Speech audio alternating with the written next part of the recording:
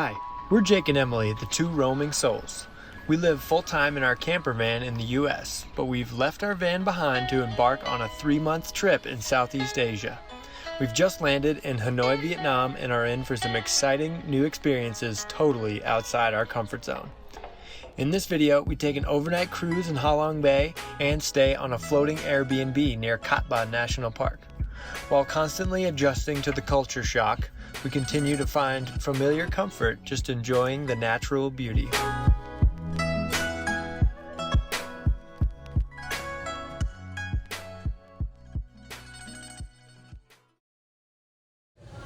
The first thing we did was join in a Vietnam cooking class with Rose Kitchen.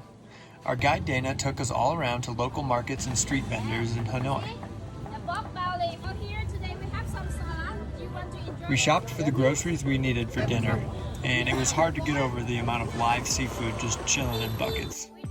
Then back to their kitchen to begin preparing our dinner. So here, I would like you can use the fan to open a little bit fire. Yeah, you see? The fan here. You go the way they prepare themselves. That's the reason we need to have the two times. Not only We made grilled pork shoulder, fried vegetable spring rolls, and green mango salad, and honestly surprised ourselves with how good everything tasted. The next morning, we rode a 2.5-hour bus ride to Ha Long Bay. Then, we took a little boat out to our cruise ship that would be our home for the next 24 hours. You'll have to excuse us for some gaps in our storytelling, and more awkward than normal narration. It looked like a pirate boat. We were still fighting through some jet lag. We just made it to Ha Long Bay. Yeah, we finally checked in to our little tour boat. Drove from Hanoi to get here, and it's the cutest little ship. Alright, but we're gonna head upstairs and kind of take in the view. It's definitely either pollution-y or foggy, but we're just gonna make the best of it. This area is famous for thousands of tall limestone towers. It was an eerie and mystical scene floating deeper and deeper through the endless maze of floating islands.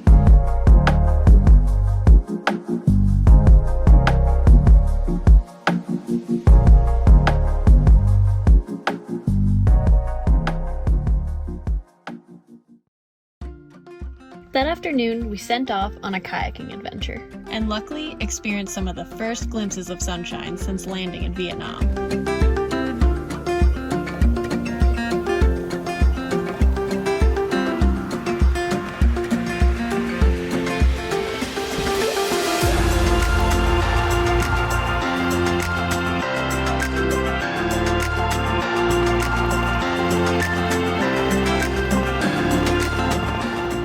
Some of the other people on our tour were brave enough to go swimming, but winter in northern Vietnam isn't exactly swimming weather, so we just stuck to drinking local beers in our kayak.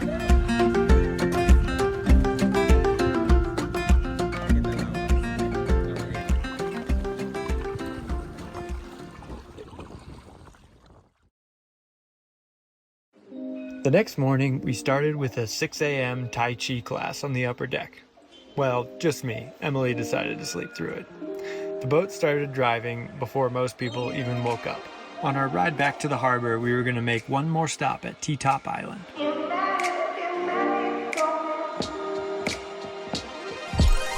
The tender dropped us off on the island to explore the historic caves hidden beneath the surface.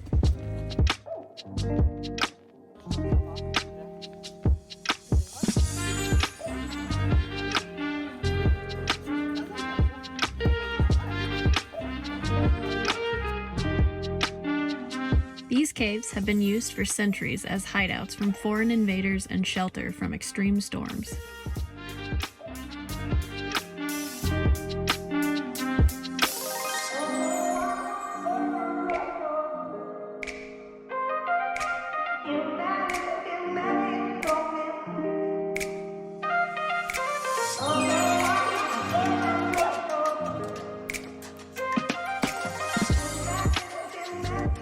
After we got back to land, we took a taxi to a hotel near our next ferry port. It was a weird experience. I think we were the only ones in the hotel, and they barely had the lights on. That night, we experienced one of the most incredible sunsets of our lives. If it was only one night earlier or later, it would have been in a much cooler setting, because the next night we would be soaking in the beauty from a floating Airbnb. Alright, we just checked out of our hotel. We're headed to take a ferry to Katba Island. Kind of a lot of moving parts today. We take like a ferry, and then a taxi to a harbor, and then a water taxi to the home. But it's funny, this area, we didn't like come here because we heard about it, but it's just like near the ferry, and it must be like off season. So there's like all these like giant hotels that are like kind of fancy looking, and the place is just empty. Deserted. It's like no, it's like any people around at all. All right, but we're walking to the ferry now.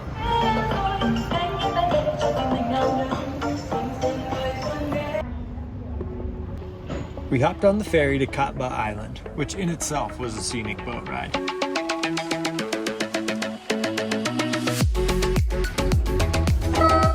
Then we grabbed a taxi to the other side of the island. I even managed to negotiate on price with my extremely limited Vietnamese.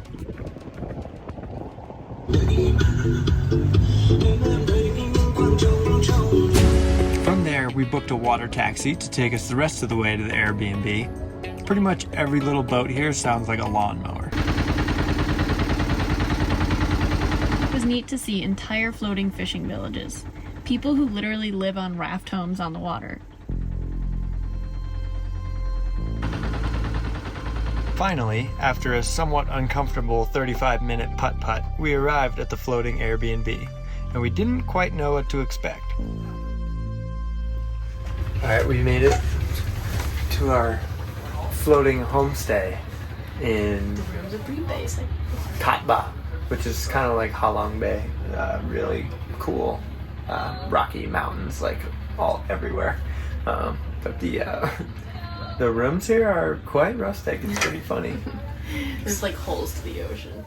Simple bed. Our light. But outside, pretty cool.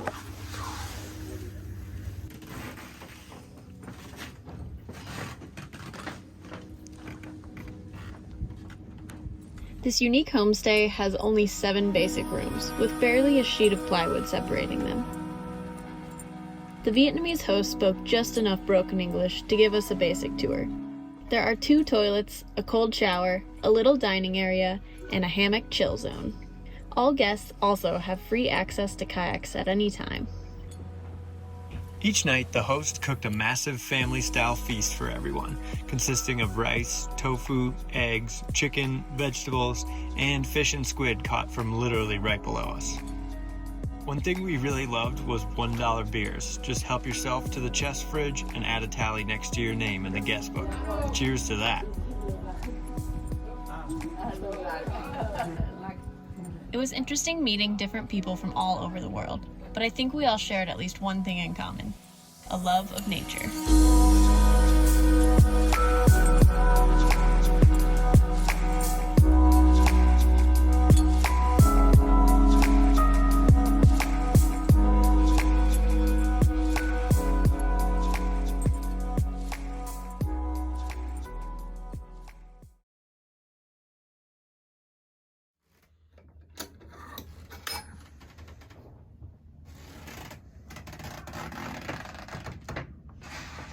As you can imagine, anytime someone got up to pee in the middle of the night, you heard every single footstep.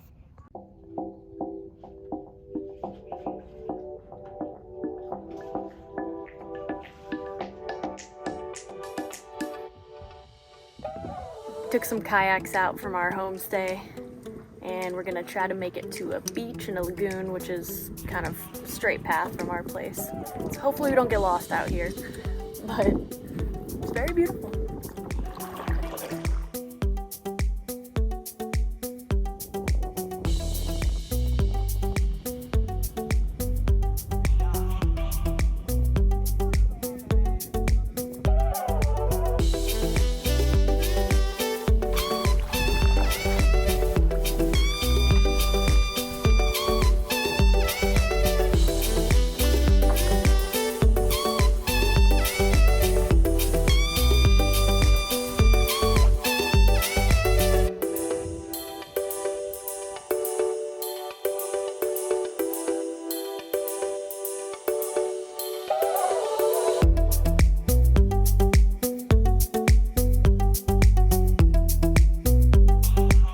Thanks for coming along on Chapter 1 of the 2 Roaming Souls in Asia.